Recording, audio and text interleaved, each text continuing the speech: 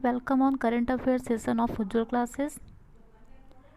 आपके सामने मैं डेली की तरह करंट अफेयर का सेशन लेके आई हूँ जो आपके सारे एग्जामिनेशंस के लिए इम्पोर्टेंट रहने वाला है। आई होप ये वीडियो देखने के बाद आपको इसकी वैल्यू समझ में आएगी। तो चलिए हम अपना सेशन स्टार्ट करते हैं।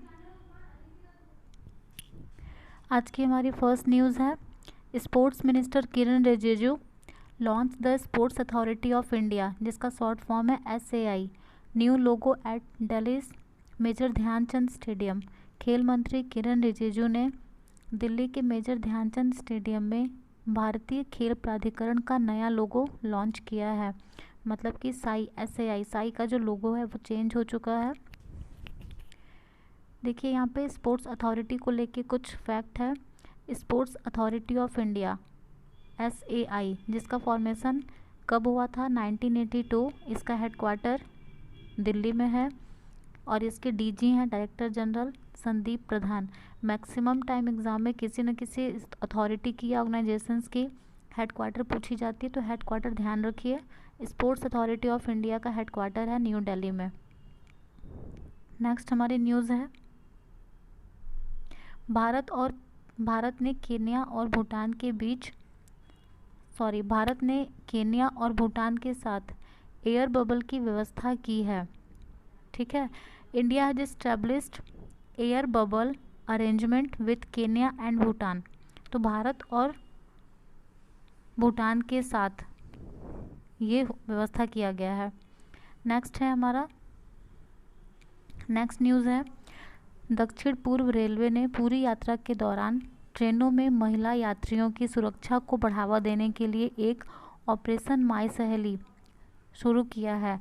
तो ये जो ऑपरेशन माई सहेली कैंपेन स्टार्ट किया गया है वो दक्षिण पूर्वी रेलवे द्वारा स्टार्ट किया गया है और ये स्पेशली महिला यात्री की सुरक्षा को बढ़ावा देने के लिए किया गया है।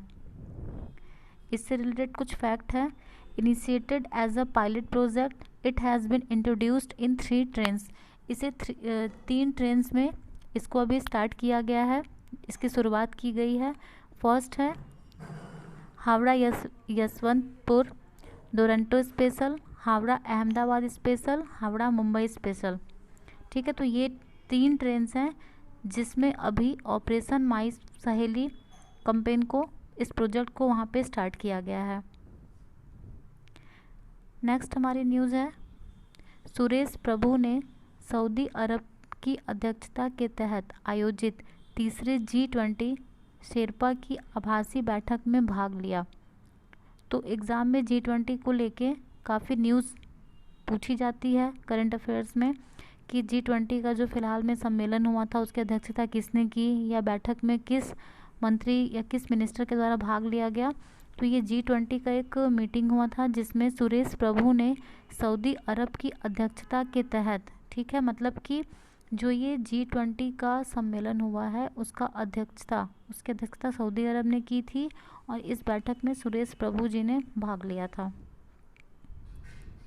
नेक्स्ट न्यूज़ है बैंक से रिलेटेड, सार्वजनिक क्षेत्र के इंडियन बैंक ने अपनी IBE नोट सुविधा का अनावरण किया है, जिसका उद्देश्य कागज रहित कामकाजी वातावरण प्रदान करना है। पेपरलेस वर्किंग को प्रमोट किया है इंडियन बैंक ने। नेक्स्ट, RBI ने 1 अप्रैल 2021 तक बेसल थर्ड पूंजी के तहत नियमों के कार्यान्वयन को स्थगित कर दिया गया है। RBI से रिलेटेड न्यूज़ है ये, जिसने 1 अप्रैल 2021 तक बेसल थर्ड पूंजी के तहत नियमों के कार्यान्वयन को स्थगित कर दिया गया, इसको पोस्टपोन कर दिया गया कुछ टाइम के लिए। बेसल 3 को लेके जितने भी हमारे कैपिटल से रिलेटेड हमारे जो रेगुलेशन और रूल्स थे उनको स्थगित कर दिया गया है। नेक्स्ट, बंगाल पियरलेस हाउसिंग ने सौरव गांगुली को कंपनी के लिए ब्रांड एम्बेसडर बनाया है। तो सौरव गांगुली को ब्रांड एम्बेसडर बनाया गया है बंगाल पियरलेस हाउसिंग का।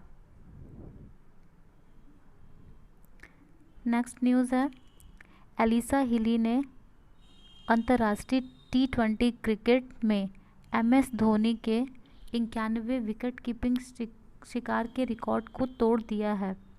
तो महिला क्रिकेट में MS धोनी के रिकॉर्ड को तोड़ने वाली एक फीमेल हमारी प्लेयर हैं एलिसा हिली, जिन्होंने T20 में ये MS धोनी के रिकॉर्ड को तोड़ा है 91 विकेट कीपिंग करके।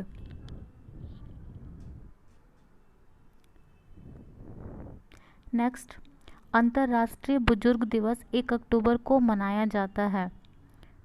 डेली बेस पे अगर हम करंट अफेयर देखते हैं तो हमें ये पता चलता है कि हमेशा हर दिन कोई ना कोई डे ऑब्ज़र्व की जाती है, और जो याद करना या जिसको हमेशा याद रखना काफ़ी डिफ़िकल्ट होता है, तो जैसा कि मैं हमेशा कहती हूँ कि आप इसके लिए एक इंडेक्स बना सकते हैं मंथ वाइज, और जिसमें सारे डे को लिख सकते हैं, और एक थीम का भी कॉलम बना सकते हैं जिसमें थीम भी होगी कि मैक्सिमम डे जो ऑब्ज़र्व किए जाते हैं उनकी थीम भी रहती है साथ में कि इस डे की थीम क्या थी और ये डे किस दिन किस डेट को मनाया जाता है।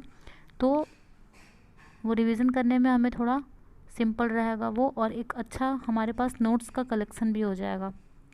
तो ये है international day for older person, ये 1 अक्टूबर को ऑब्ज़र्व किया जाता है। नेक्स्ट न्यूज़ है, DRDO ने ओडिशा के बालासोर से सतह पर सुपरसोनिक क्रूज मिसाइल ब्रह्मोस का सफल परीक्षण किया है। तो एग्ज़ाम में ये क्वेश्चन इस तरह से रखा जा सकता है कि ब्रह्मोस का सफल परीक्षण कहाँ से किया गया।